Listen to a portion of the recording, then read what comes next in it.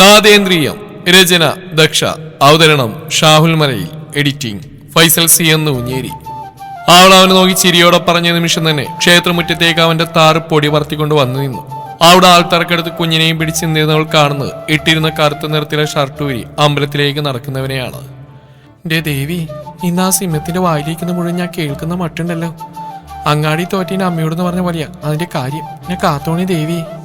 അവൾ ക്ഷേത്രത്തിലേക്ക് നോക്കിക്കൊണ്ട് മനസ്സിൽ പറഞ്ഞു. അവളെ കണ്ടതും അവന്റെ കണ്ണുകൾ തിരഞ്ഞ് അവൾക്ക് തുണവുന്നതന്നെയാണ്. ഈ വേതാളത്തിനോട് വെച്ചിട്ട് ആ വിക്രമാദിത്യനത് എവിടെ പോയി? അവൻ അമ്പലത്തിനകത്തേക്കായിരുന്നെങ്കിൽ മനസ്സിലോർത്തു. അപ്പൊ ഉടനെ തന്നെ ഒരു വരവ് പ്രതീക്ഷിക്കാല്ലേ? ഇന്ദ്രൻ അവൾ നോക്കി ചിരിയോടെ ചോദിച്ചു. പ്രതീക്ഷിക്കാം, എനിക്കറിയണം എന്തിന്റെ പേരിലാണ് അവൾ എനിക്ക് തരാൻ നാൽപ്പാട്ടക്കാരൻ ഒരു മടിക്കുന്നതെന്ന്. അവൾ ഇന്ദ്രനെ നോക്കി ഉറച്ച ശബ്ദത്തിൽ മറുപടി പറഞ്ഞു. ഈ കാര്യത്തിൽ എന്റെ നേരിട്ടുള്ള യാതൊരുവിധ പിന്തുണയും നിനക്കുണ്ടാവില്ല. പക്ഷെ ഒരു കാര്യം ഞാൻ ഉറപ്പുവരാം, ഞാൻ അവിടെ ആ വീട്ടിലുള്ളിടത്തോളം കുഞ്ഞവിടെ സുരക്ഷിതയായിരിക്കും. അവളെ തിരികെ നേടിയെടുക്കുക എന്ന് തന്നെ മാത്രം ഉത്തരവാദിത്വമാണ്. പിന്നെ മറ്റൊരു പ്രധാനപ്പെട്ട കാര്യം, ഈ പ്രശ്നങ്ങളുടെ നടുവിലേക്ക് ഒരിക്കലും നീലയെ വലിച്ചെടുക്കരുത്. അവൾക്കൊന്നും അറിയില്ല. കുഞ്ഞിനെന്തെങ്കിലും ഒരിക്കൽ തിരികെ ഏൽപ്പിക്കേണ്ടി വരുമെന്ന് മാത്രമേ അവൾക്കറിയൂ. അതുകൊണ്ട് അവൾ ഇതിലേക്ക് കൊണ്ടുവരാൻ ശ്രമിക്കരുത്. അവൻ അവൾക്ക് താക്കീത് നൽകി. ഇല്ല, ഞാൻ കാരണം ആ കുട്ടിക്കൊരു ബുദ്ധിമുട്ടുണ്ടാവില്ല. ഇടയ്ക്കോ കുഞ്ഞിനെ കാണാനുള്ള അവസരം മാത്രം എനിക്ക് നിങ്ങൾ ഒരുക്കി തന്നാൽ മതി. ബാക്കി ഒരു കാര്യത്തിൽ ഞാൻ നിങ്ങളെ ബുദ്ധിമുട്ടിക്കില്ല. അവൾ പെട്ടെന്ന് അവനോട് ഉത്തരം നൽകി. അവനതിനൊന്ന് സമ്മതം മൂളി. സൂക്ഷിക്കണം, നീ ആവശ്യപ്പെടുന്ന ആ മുറ്റത്ത് കാലുകുത്തുന്ന നിമിഷം മുതൽ നിന്റെ ജീവൻ അപകടത്തിലായിരിക്കും. അവൻ അവൾക്കുള്ള മുന്നറിയിപ്പ് നൽകിക്കൊണ്ട് പിന്തിരിഞ്ഞ് നടന്നു. പടികൾ കയറി മുകളിൽ ചെന്നതും അവൻ കാണുന്നത് തോളിൽ കിടന്ന ഷർട്ട് ഇട്ടുകൊണ്ട് പടവിറങ്ങാൻ തുടങ്ങുന്നവനെയാണ്. ഇന്ദ്രനെ കണ്ടതും മേഘനും നിന്നു. ഓ, എവിടെ ഉണ്ടായിരുന്നോ? മേഘൻ അവനെ കണ്ടതും മനസ്സിലോർത്തു. എന്റെ മുഖ സൗന്ദര്യം നോക്കിൽക്കാതെ വഴിന്ന് മാറാ. മേഘൻ തന്നെ മുഖത്തേക്ക് നോക്കിക്കുന്നവനായി പുച്ഛത്തോടെ പറഞ്ഞു. ഓ, ഇതിന്റെ കൂടെ കുറവേ ഉണ്ടായിരുന്നുള്ളൂ. കറക്റ്റ് സമയത്ത് തന്നെ ഇത് ഇവിടുന്ന് പൊട്ടിമുളക്കുന്നു എന്തോ. ഇന്ദ്രൻ നെറ്റി ഒഴിഞ്ഞുകൊണ്ട് പിറുവിറുത്തു. മുന്നിൽ തന്നെ കുത്തുവിളക്ക് പോലെ നിൽക്കാൻ കൊണ്ട് മാറിക്കട കോപ്പേ. മേഘൻ അവനെ തള്ളി മാറ്റിക്കൊണ്ട് മുന്നോട്ട് നീങ്ങിയതും ഇന്ദ്രൻ അവന് മുന്നിലേക്ക് കയറി നിന്നു. എന്താടാ? അവൻ തന്റെ മുമ്പിൽ വന്ന് നിൽക്കുന്നതിനോട് ശബ്ദമുയർത്തി. നിന്റെ ഈ അലറിൽ കണ്ട ബാക്കിയുള്ളവർ പേടിക്കുന്ന പോലെ ഞാനും പേടിക്കുന്ന നിനക്ക് പോലെ വിചാരം ഉണ്ടെങ്കിൽ പൊന്നുമോനെ അതങ്ങ് മാറ്റിവെച്ചേക്ക്. ഇന്ദ്രൻ അവനെ നോക്കി ചുണ്ടുകൂട്ടിക്കൊണ്ട് പറഞ്ഞു. നീ പേടിച്ചു മുള്ളുന്ന രംഗം ഞാൻ മനസ്സിൽ കണ്ടുപോയല്ലോടാ ഇന്ദ്രദേവ. മേഘൻ അവനെ നോക്കി നിരാശാഭാവത്തോടെ പറഞ്ഞു. മഹി, വെറുതെ എന്നോട് കൊമ്പോർക്കാൻ വരണ്ട. നീ നിന്റെ കാര്യം നോക്കി പോവാൻ നോക്ക്. പോവാന്നല്ലേടാ പുല്ലെ പോയത്. അതിന് സമ്മതിക്കാൻ നീ അല്ലേടാ കോപ്പേ എന്നെ പിടിച്ചു വെച്ച്. അവൻ ഇന്ദ്രനെ നോക്കി പല്ലടിച്ച് പറഞ്ഞോണ്ട് നേരെ നോക്കിയത് കുളപ്പടവുകൾ ഓരോന്നായി ഇറങ്ങുന്നവളിലേക്കാണ്. ആഹാ, ടീച്ചറമ്മ ഇവിടെ വന്ന് അയവർക്ക്. അവളെ കണ്ടത് അവനുള്ളിൽ പറഞ്ഞു. നിന്റെ ഒടുക്കത്തെ അങ്ങോട്ട് മാറിക്കട വാഴമ്പിണ്ടി. ഇന്ദ്രൻ എന്തോ പറയാൻ വന്നു. മേഘൻ അവനെ തള്ളി മാറ്റിക്കൊണ്ട് ധൃതിയിൽ താഴേക്ക് പടികളിറങ്ങി. അത് നിന്റെ തന്ത ചത്തുപോയ വാമദത്തൻ. തന്നെ തള്ളി മാറ്റി ധൃതിയിൽ പടിയിറങ്ങി പോകുന്നതിനെ നോക്കി പിന്നിൽ നിന്ന് ഇന്ദ്രന്റെ ഗർജനം ഉയർന്നു. ആ വരവച്ചു, ഇപ്പൊ സ്റ്റാൻഡ് വിട്ട് പോടാ അറുപോലെ. അവൻ വിളിച്ചു പറഞ്ഞുകൊണ്ട് താഴെ കുളത്തിലേക്ക് കാലുമിട്ടിരിക്കുന്ന അവൾക്കടുത്തേക്ക് നീങ്ങി. പുറകിൽ നിന്നുള്ള അവന്റെ ഉറക്കെയുള്ള സംസാരമാണ് അവളെ തിരിഞ്ഞു നോക്കാൻ പ്രേരിപ്പിച്ച്. ഒടുത്തിരുന്ന കറുപ്പ് കരമുണ്ട് മടക്കി കുത്തിക്കൊണ്ട് തനിക്കരിയിലേക്ക് വരുന്നവനെ കണ്ടതും അവൾ വേഗം കഴുത്തു വെട്ടിച്ചു മാറ്റി നേരെയിരുന്നു. എന്താണ് ടീച്ചറെ, കുളത്തിന്റെ ആളാൾക്കാൻ വല്ല ഉദ്ദേശമുണ്ടോ? അവൻ അവൾക്കരിയിലേക്ക് വന്നിരുന്നോണ്ട് തിരക്കി. ഉണ്ടെങ്കിൽ തന്നെ ഇയാൾക്ക് എന്താ? ഇയാളോട് ചോദിച്ചിട്ട് വേണം ഇനി അതും ചെയ്യാൻ. അവൾ അവനെ നോക്കി ചൊടിയോടെ ചോദിച്ചു. ഏയ്, അത്തരം മണ്ടത്തിലൊന്നും ഞാൻ ടീച്ചറിൽ നിന്ന് പ്രതീക്ഷിക്കുന്നില്ല. അവനവളുടെ മുഖത്തേക്ക് നോക്കി ചിരിയോടെ പറഞ്ഞുകൊണ്ട് അവൾക്കരിയിലേക്ക് അല്പം കൂടി ചേർന്നിരുന്നു. എങ്ങോട്ട് ഈ തള്ളി തള്ളി വരുന്നേ? അങ്ങോട്ട് നീങ്ങിയിരിക്കുന്നുണ്ടോ? അവൾ തനിക്കരിയിലേക്ക് ചേർന്ന് വരുന്നവനോടായി പറഞ്ഞു. അതിന് ഞാൻ നിന്നെ മുട്ടാണെന്ന് വരുന്നില്ലല്ലോ. അവിടെ വെള്ളം കിടക്കുന്ന ഈ കാണുന്നില്ലേടി ബൊമ്മി. അവൻ അവളെ നോക്കി ചുണ്ടുകൂട്ടിക്കൊണ്ട് ചോദിച്ചു. ഇയാൾ എന്തിനാ ഇങ്ങോട്ട് വന്ന്? മനുഷ്യനെ സ്വസ്ഥമായിട്ട് ഇവിടെ തിരിക്കാനും സമ്മതിക്കില്ലേ? ചേടാ, ഇത് വലിയ കഷ്ടായല്ലോ.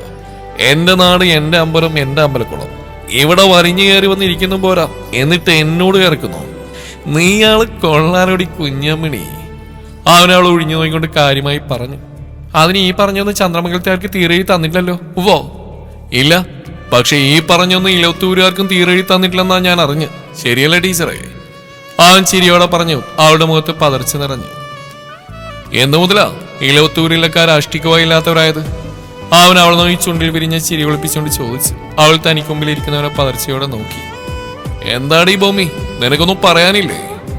അവൻ തനിക്കുമ്പിൽ പതറിലോടെ ഇരിക്കുന്നവളെ നോക്കി ചോദിച്ചു. അതെനിക്ക് ഇയാളെ ബോധിപ്പിക്കേണ്ട കാര്യമില്ല. അടുത്ത നിമിഷം അവൾ അവനെ നോക്കി പറഞ്ഞുകൊണ്ട് അവിടെ നിന്ന് എഴുന്നേറ്റ് പിന്തിരിഞ്ഞ് നടക്കാൻ ഒരുങ്ങിയതും അവൻ അവളെ തടഞ്ഞുകൊണ്ട് അവൾക്ക് മുമ്പിലേക്ക് വന്നു നിന്നു. അങ്ങനെ അങ്ങ് പോവല്ലേ ടീച്ചറെ? ടീച്ചർ ഇങ്ങനെ ചൂടാൻ മാത്രം ഞാനൊന്നും ചോദിച്ചില്ലല്ലോ. ടീച്ചർക്ക് പറയാൻ ഇഷ്ടമല്ലേ പറയണ്ട, പ്രശ്നം കഴിഞ്ഞു. എന്താ നിങ്ങളുടെ പ്രശ്നം? നിങ്ങൾ എന്തിനാ എന്നെ കാണുമ്പോൾ ഇങ്ങനെ ചൊറിയാൻ വരുന്നത്? ദേ നോക്ക്, എനിക്ക് നിങ്ങളോട് ഉടക്കിന് വരാൻ തീരെ താല്പര്യമില്ല. നിങ്ങൾ പറഞ്ഞത് ശരിയാ. ഇലവത്തൂർ കോവിൽ താഷ്ടിക്ക് വകയില്ലാതെ വന്നുകൊണ്ടല്ല എനിക്കിവിടെ ഈ നാരായണമംഗലത്തേക്ക് വരേണ്ടി വന്ന്. എന്റെ സാഹചര്യ എന്നോടേക്ക് വരുത്തിച്ച്. വന്ന കാര്യം നടന്ന അടുത്ത നിമിഷം ഞാൻ ഇവിടുന്ന് പോയിക്കോളാം. അതുവരെ ഞാൻ കാരണം ഇവിടെ ആർക്കും ഒരു പ്രശ്നം ഉണ്ടാവില്ല. പോരെ? ആളവനെ നോക്കി ഗൗരവത്തോടെ പറഞ്ഞു. പോരല്ലോ ടീച്ചറേ, ഇങ്ങോട്ട് വന്നത് അതെന്തിനും ആയിക്കോട്ടെ, പക്ഷെ തിരിച്ചു പോകുന്നത് അതിനെപ്പറ്റി ടീച്ചർ ഇനി ചിന്തിക്കേ വേണ്ട. എന്തും പറഞ്ഞാണ് ആ കലാക്ഷേത്രത്തിലേക്ക് എന്റെ മോള് കാലെടുത്ത് വെച്ചത്. അത് വിട്ടു പോവാൻ നീ ഇനി സ്വപ്നം പോലും കാണണ്ട. അവനാള് നോക്കി ചിരിയോടെ പറഞ്ഞു. എന്താ നിങ്ങൾ എന്നെ ഭീഷണിപ്പെടുത്തിയാണോ? ആളവനെ നോക്കി കണ്ണുരുട്ടിക്കൊണ്ട് ചോദിച്ചു. അത്തരം ചീപ്പ് പരിപാടിയൊന്നും നീ എന്നിൽ നിന്നും പ്രതീക്ഷിക്കേ വേണ്ട ടീച്ചറെ. എനിക്ക് ഈ ഭീഷണിപ്പെടുത്തി കാര്യം സാധിക്കുന്ന സ്വഭാവമൊന്നുമില്ല. ഞാൻ ഉദ്ദേശിക്കുന്ന കാര്യം അതിപ്പോ എന്ത് തന്നെ ആരും നടത്തിയെടുത്താ ശീലം. അതുകൊണ്ട് എന്റെ ബൊമ്മി കൊച്ചിന് മുങ്ങാമല്ല പരിപാടി ഉണ്ടെങ്കിൽ ഒന്ന് സൂക്ഷിക്കുന്നത് നല്ലതാ. അവൻ അവളെ നോക്കി താടി ഒഴിഞ്ഞോണ്ട് പറഞ്ഞു. നിങ്ങൾ എന്തിനാ ഇങ്ങനെ ടോർച്ചർ ചെയ്യുന്നത്? അവൾ സായി കേട്ടോണ്ട് അവനെ നോക്കി പല്ലടിച്ചു.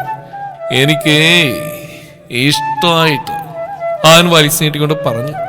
വാട്ട്? അവൾ അവനെ മേടിച്ചു കൊണ്ട് ചോദിച്ചു.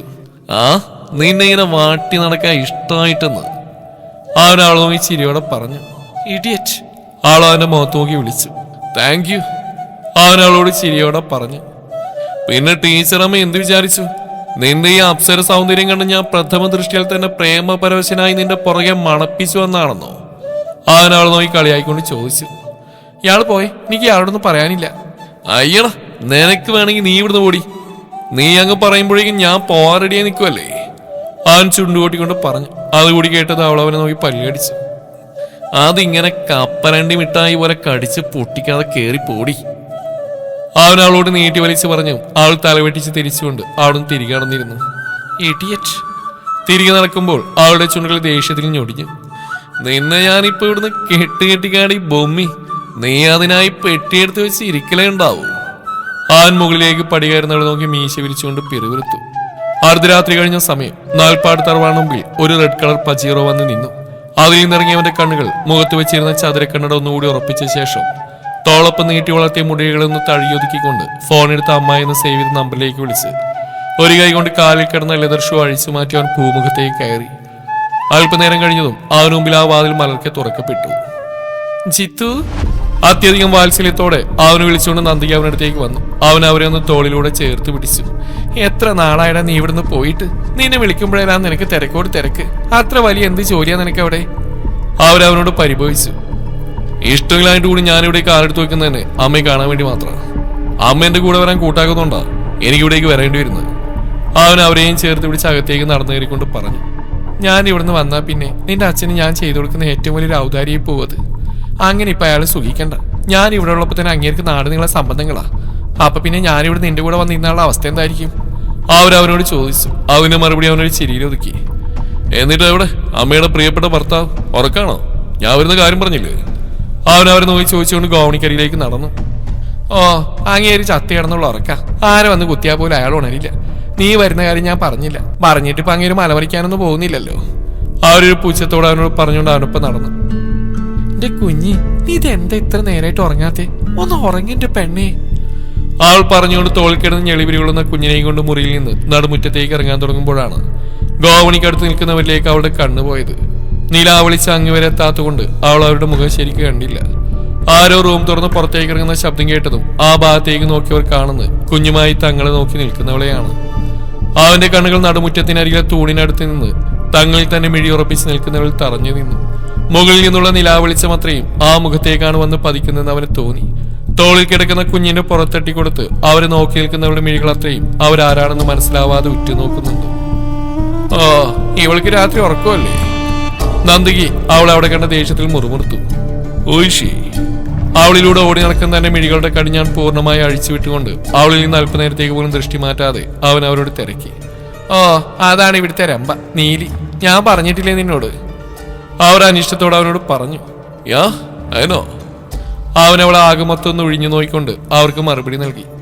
അവനവളെ വ്യക്തമായി കാണാൻ കഴിയുന്ന പോലെ അവൾക്ക് അവനെ കാണാൻ കഴിയുന്നുണ്ടായിരുന്നില്ല.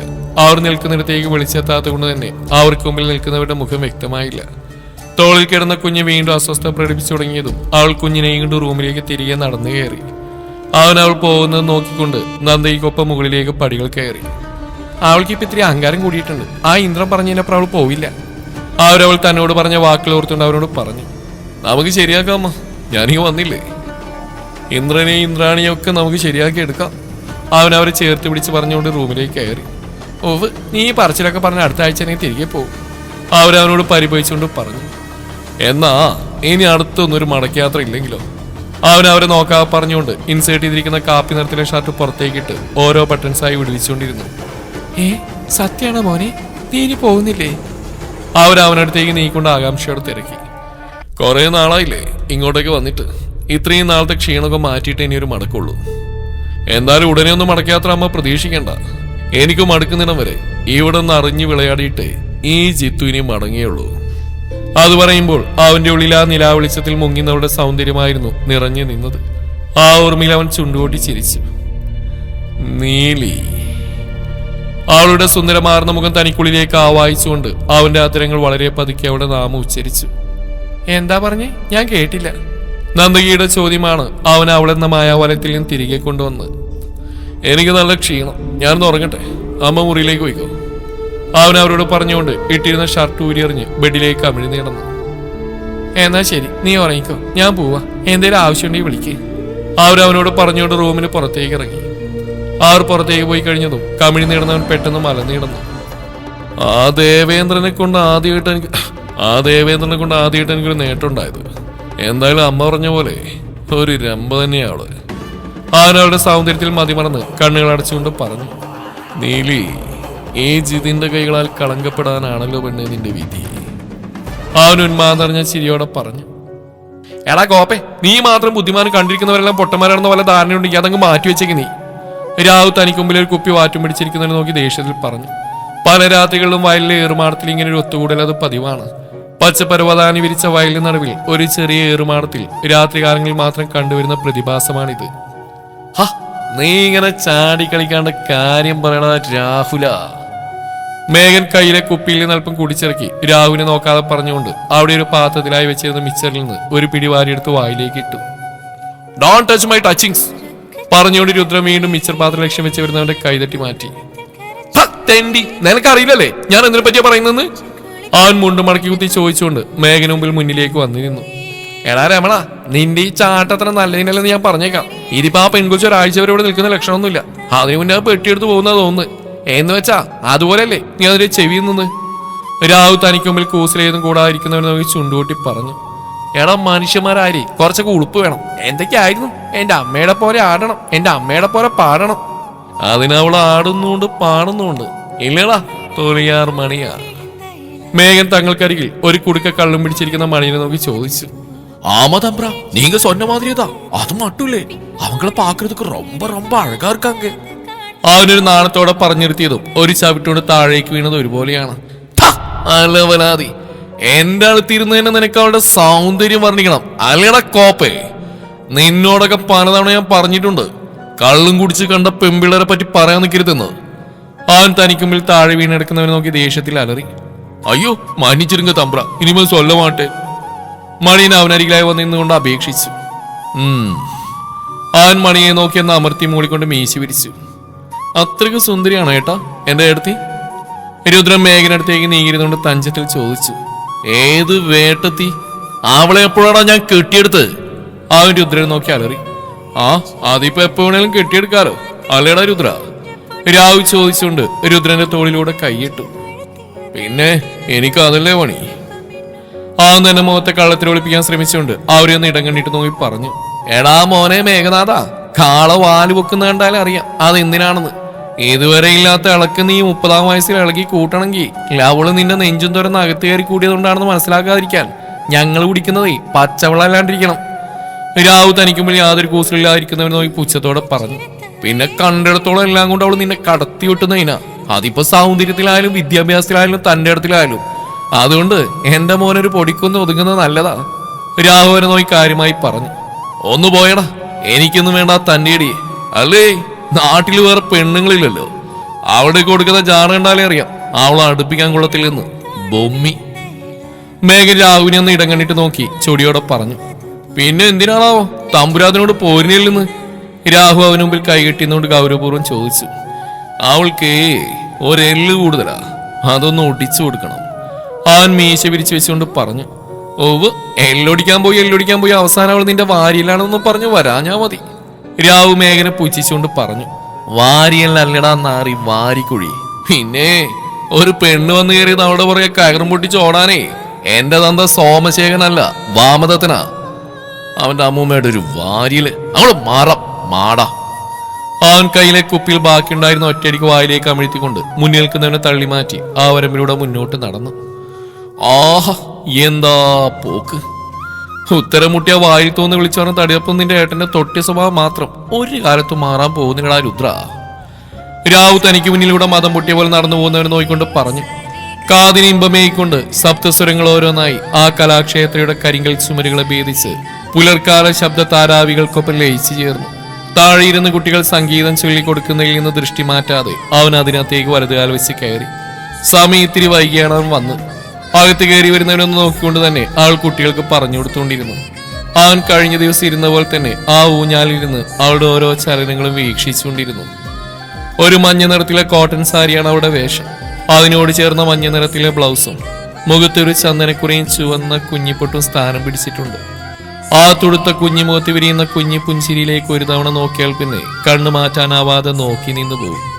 മുല്ലമുട്ട് അടുക്കി വെച്ചതുപോലെ നിരയൊത്ത പല്ലുകളും അതിനെ മറച്ചു പിടിക്കുന്ന ചുവന്ന അധരങ്ങളും നീണ്ട നാസികയിൽ പതിഞ്ഞിടക്കുന്ന വെള്ളക്കല്ല് പതിപ്പിച്ച നക്ഷത്ര മൂക്കുത്തിയുമെല്ലാം ആ മുഖത്തെ ശോഭ വർദ്ധിപ്പിക്കാൻ പോന്നവയായിരുന്നു.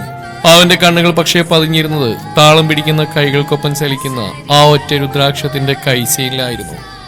അതിങ്ങനെ ആ കൈത്തണ്ടയിൽ ചുറ്റിപ്പറ്റി കിടക്കുന്ന കാണാൻ തന്നെ നല്ല ചേലാണ്. ആ രുദ്രാക്ഷമാണ് ആ കൈകൾ കഴകിയേക്കുന്നതെന്ന് തോന്നിയവന്. എന്നാൽ അവന്റെ ഈ തുറിച്ചു നോട്ടം മുന്നിലിരിക്കുന്നവളിൽ അസ്വസ്ഥതകൾ തീർക്കുന്നവൻ അറിയുന്നുണ്ടായിരുന്നില്ല. അവൾ അവൻ എവിടേക്കാണ് നോക്കുന്നതെന്നറിയാതെ ആകെയൊന്ന് പതറി വല്ലാതെയായി. അത് അവളുടെ ശ്രദ്ധയും തെറ്റിച്ചു. പാടിക്കൊണ്ടിരുന്ന് തെറ്റിച്ചു പാടിയവളെ കുട്ടികൾ കാര്യമറിയാതെ നോക്കി. അവളും പെട്ടെന്നാകെ വല്ലാതായി.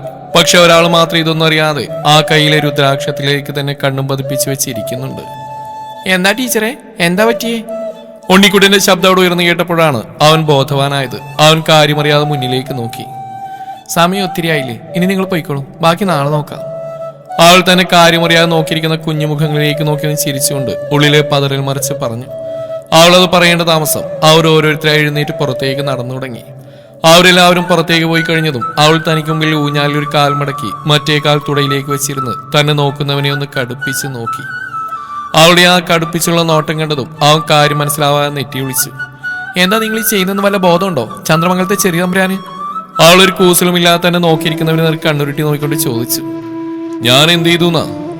അവൻ തന്നെ തുറിച്ചു നോക്കി ചോദിച്ചവൾക്ക് നേരെ മറുചോദ്യം ഉന്നയിച്ചുകൊണ്ട് സാമട്ടിലിരുന്നു. അവന്റെ ആ കൂസലില്ലായ്മ കുറച്ചൊന്നുമല്ല അവളെ ചൊടിപ്പിച്ച്. അവളുള്ളിൽ നുരഞ്ഞു പൊന്തിവരും ദേഷ്യത്തെ നിയന്ത്രിക്കാൻ ശ്രമിച്ചുകൊണ്ട് അവിടുന്ന് എഴുന്നേറ്റ് അവന് നേർക്ക് നടന്നു. നിങ്ങളോട് ഞാൻ പറഞ്ഞു നീ ഇങ്ങനെ നോക്കരുതെന്ന്. അവൾ അവന് മുമ്പിൽ വന്നിന്ന് വിരൽ ചൂണ്ടിക്കൊണ്ട് പറഞ്ഞു. എന്നാൽ അവന്റെ കണ്ണുകൾ വീണ്ടും പോയത് ആ കൈകൾക്ക് മിഴിവായിരുന്ന ആ രുദ്രാക്ഷത്തിന് നേർക്കാണ്. അതിങ്ങനെ ആ ഭംഗിയുള്ള കൈകൾ പറ്റിച്ചേർന്ന് കിടക്കുന്നത് കാണാൻ തന്നെ വല്ലാത്ത ചേലാണ്. എന്നാൽ താൻ ഇത്ര പറഞ്ഞിട്ടും അവൻ വീണ്ടും ഒരു കുലുക്കവുമില്ലാതെ വീണ്ടും നോക്കി നിൽക്കുന്ന കണ്ടതും അവൾ വന്ന ദേഷ്യത്തിൽ അവന്റെ കയ്യിൽ നല്ല നോവുന്ന വിധത്തിലൊന്ന് നുള്ളി. അതിന്റെ വേദന അവൻ പെട്ടെന്ന് എരിവലിച്ച് അവളെ നോക്കി. എന്തിനാണ് ഈ ബൊമ്മി നീ എന്നെ നുള്ളിയത്? അവൻ അവൾ നുള്ളിയെടുത്തേ കൈവച്ചുകൊണ്ട് അവൾ നോക്കി ദേഷ്യപ്പെട്ട് ചോദിച്ചു. തന്നെയൊക്കെ നുള്ളല്ലേ വേണ്ടേ? ദേ ഇനി എന്നെങ്ങനെ നോക്കിയാണ്ടല്ലോ തന്നെ ഈ മുട്ടക്കണി ഞാൻ കുത്തിപ്പൊട്ടിക്കും. അവൾ അവന്റെ കണ്ണിലേക്ക് രണ്ടുവിരൽ കൊണ്ട് കുത്തുന്ന പോലെ ആംഗ്യം കാണിച്ചുകൊണ്ട് പറഞ്ഞു. അവളുടെ ദേഷ്യത്തോടെയുള്ള ആംഗ്യം കാണിക്കലിൽ അവന്റെ തലയൊന്ന് പുറകോട്ട് ആഞ്ഞുപോയി. തനിക്ക് നാണില്ലല്ലോ പെൺകുട്ടികൾ ഇങ്ങനെ നോക്കാൻ, വൃത്തിയിട്ടവൻ ആപാസൻ, അവൾ ഇഷ്ടക്കേടോടെ പറഞ്ഞു. എടി നീ പറഞ്ഞത് എങ്ങോട്ടാ പോന്ന്? അയ്യോ, എനിക്ക് നോക്കാൻ പറ്റിയൊരു ചളുക്ക് വന്നിരിക്കുന്നു. അവൻ അയ്യേ എന്ന മുഖഭാഗത്തോടു കൂടി അവളെ നോക്കി പറഞ്ഞുകൊണ്ട് ഇരുന്നിടത്ത് മുണ്ട് മടക്കി കുത്തി എഴുന്നേറ്റു. പിന്നെ താനെന്തിനാണോ ഞാൻ തുടിച്ചു നോക്കിയിരുന്ന്? അത് എങ്ങോട്ടേക്ക് തന്നെ കണ്ടുപോയെന്ന് ഞാൻ വ്യക്തമായി കണ്ടതാ. അവൾ ആ ഓർമ്മയിലൊന്ന് പതറിക്കൊണ്ട് അവന്റെ മുഖത്ത് നോക്കാനാവാതെ പറഞ്ഞു. അത് കേട്ടത് അവന്റെ കണ്ണു മിഴിഞ്ഞു. ഡി ബൊമ്മി തലച്ചി, വേണ്ടാത്ത പറഞ്ഞാലുണ്ടല്ലോ. അവൻ അവളെ നോക്കി പല്ലിയടിച്ചുകൊണ്ട് പറഞ്ഞു. ഇപ്പൊ ഞാൻ പറഞ്ഞായി കുറ്റം. തുറിച്ചു നോക്കി ഇരുന്നപ്പോ തനിക്ക് തോന്നിയില്ലടോ അത് തെറ്റാണെന്ന്? അവൾ അവനോട് തിരികെ ചോദിച്ചു. അതിന് ഞാൻ എപ്പോഴാടി നിന്നെ അങ്ങനെ നോക്കിയത്? നീ ഉദ്ദേശിക്കുന്ന പോലെ ഞാൻ അവിടേക്കൊന്നല്ല നോക്കിയത്. അവൻ അവളോട് പറയാൻ ബുദ്ധിമുട്ടി. ഇങ്ങനെ മുഖത്ത് നോക്കി പച്ചക്കള്ളം പറയാൻ നിങ്ങൾക്ക് നാണല്ലേ? ഞാൻ കണ്ടതാ ഇയാൾ നോക്കുന്നത്. അവൾ ദേഷ്യത്തിൽ അവനിൽ നിന്ന് മുഖം വെട്ടിച്ചു മാറ്റി. എടി കോപ്പേ, നീ നിർത്തിക്കോ. പറഞ്ഞു പറഞ്ഞ് നീ എന്നെ ഒരു ആഭാസനാക്കിയാലുണ്ടല്ലോ. അവൻ അവൾ നോക്കി പുച്ഛത്തോടെ ചുണ്ടൂട്ടിക്കൊണ്ട് പറഞ്ഞു. ഓ, അതിന് ഞാൻ പ്രത്യേകിച്ച് ആക്കാനൊന്നുമില്ല. നിങ്ങൾ അത് തന്നെയാണ് കുറച്ചു മുന്നേ നിങ്ങളുടെ പ്രവൃത്തി കാണിച്ചു തന്നെ എനിക്ക്. അവൾ അവനെ തിരികെ പുച്ഛിച്ചുകൊണ്ട് പറഞ്ഞു. ഓ ഇവള്. അവൻ അവളെ നോക്കി പൽകടിച്ചു. ഞാൻ നിന്റെ മേനി അഴക് നോക്കിയിരുന്നോന്നല്ലാന്ന് എത്ര പ്രാവശ്യം ഞാൻ പറയണോടി കോപ്പേ. നോക്കാനാണ് എനിക്ക് നല്ലതിനെ നോക്കിക്കൂടെ? അവളൊരു മേനക വന്നിരിക്കുന്നു. അയ്യേ, കണ്ടാലും മതി. എടി തുണിക്കടയിൽ വെക്കുന്ന ബൊമ്മ വരെ നിന്നെക്കാൾ ഭേദമാണ് എടി ബൊമ്മി. അവൻ അവളെ നോക്കി പറഞ്ഞു. അവളവനെ പൽകടിച്ചുകൊണ്ട് നോക്കി. ഓ തുടങ്ങി അവള്. എടി കപ്പലണ്ടി മിഠായി പോലെ ഏതു നേരം അതിങ്ങനെ കടിച്ച് പൊട്ടിക്കാതടി, അല്ലെങ്കിൽ ആ പല്ല് കൊഴിയാറായി. അടുത്ത മാസം പെൻഷൻ പറ്റായിരിക്കുന്നവളാ. അവളെ ഞാൻ നോക്കി പോലും. അവൻ തന്നെ നോക്കി പേടിപ്പിക്കുന്നവളെ പുച്ഛിച്ചുകൊണ്ട് പറഞ്ഞു. താനൊന്നും പറയണ്ട, ഞാൻ കണ്ടതാ ഇയാളിനെ നോക്കിയിരിക്കുന്നത്. എടി കോപ്പ, ഞാൻ നിന്റെ ഈ ഒടുക്കത്തെ സൗന്ദര്യം കണ്ട് നോക്കിയിരുന്നല്ല. ഞാൻ ദോ ഈ സാധനം നോക്കിയിരുന്നത്. അവനവളുടെ കയ്യിൽ തൂങ്ങിയാടുന്ന ഒറ്റ രുദ്രാക്ഷത്തിലേക്ക് വിരൽ ചൂണ്ടിക്കൊണ്ട് അവളോട് പറഞ്ഞു. ഇതിലെന്താണോ ഇത്ര നോക്കിയിരിക്കാൻ മാത്രമേ ഉള്ളൂ? അവൾ അവന്റെ ഉത്തരവൊട്ടും ദഹിക്കാത്ത പോലെ ചോദിച്ചു. ഓ, അങ്ങനെ നോക്കണമെന്നുണ്ടെങ്കിൽ എനിക്ക് വേറെ നല്ലതിനെ നോക്കിക്കൂടെ? നിനക്ക് എന്തുണ്ടായിട്ടാടി ഞാൻ നിന്നെ നോക്കിയിരുന്നാണ് നിന്റെ പൊന്നുമോള് പറഞ്ഞ്? അവൻ അവളെ നോക്കി കൈകെട്ടിന്നുകൊണ്ട് ചോദിച്ചു. അവന്റെ ആ ചോദ്യത്തിൽ അവൾ ആകെ ഒന്ന് പതറി വല്ലാതായി. അവൻ എന്തർത്ഥത്തിലാണ് പറഞ്ഞെന്നറിയാതെ അവൾ ആ കുഴഞ്ഞു. പറ, നിനക്ക് എന്ത് തേങ്ങ ഉണ്ടായിട്ടാടി ബൊമ്മി ഞാൻ നിന്നെ നോക്കിയിരുന്നാ നീ പറഞ്ഞ്? അവൻ അവൾക്കടുത്തേക്ക് നീങ്ങുന്നുണ്ട്. അവൾ ആകെ മൊത്തം നോക്കി മീശ പിരിച്ചു വെച്ചുകൊണ്ട് ചോദിച്ചു. അവൾ എന്തു പറയുമെന്നറിയാതെ കുഴഞ്ഞു.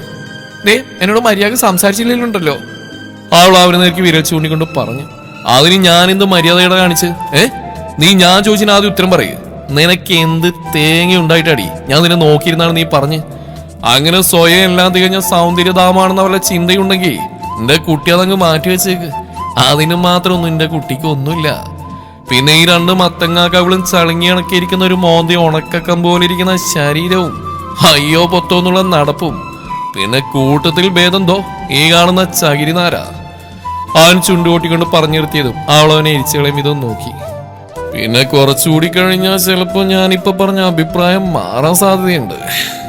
അപ്പൊ ചിലപ്പോ ഇങ്ങനെയൊന്നും ആയിരിക്കില്ല തോന്നുക. അവനവളെ ആകെ മൊത്തം ഒന്ന് ഒഴിഞ്ഞു നോക്കി മീശ വിരിച്ചുകൊണ്ട് പറഞ്ഞു. ഇയാൾ എന്തൊക്കെയാ പറയുന്നത്? ഇതിനാണ് രാവിലെ തന്നെ ഇങ്ങോട്ട് എഴുന്നള്ളിയത്? അവൾ അവനിൽ നിന്ന് മുഖം വെട്ടിച്ചു മാറ്റിക്കൊണ്ട് കലിയോടെ പറഞ്ഞു. അല്ല, ഞാൻ എന്റെ ജോലി നല്ല വൃത്തിയായിട്ട് ചെയ്തുകൊണ്ടിരിക്കുകയായിരുന്നില്ലേ? നിന്നോട് ആരടി നിർത്താൻ പറഞ്ഞേ? പിന്നെ സമയമായി നിർത്താതെ ഇങ്ങനെയാ? അതും ഇയാളുടെ ഒടുക്കത്തൊരു തുറിച്ചുമോട്ടോ? അവൾ ഇഷ്ടക്കേടോടെ പറഞ്ഞു. എങ്ങനെയാണെങ്കിൽ നിനക്ക് നിർത്താൻ മാത്രമേ നേരം കാണത്തുള്ളൂ. അവൻ അവളെ നോക്കി രാക്കിലോടെ പറഞ്ഞു. അവളുടെ മുഖം ഒന്നുകൂടി വീർത്തു. തുടരും ഈ കഥയുടെ ബാക്കി ഭാഗം നാളെ ഇതേ സമയം.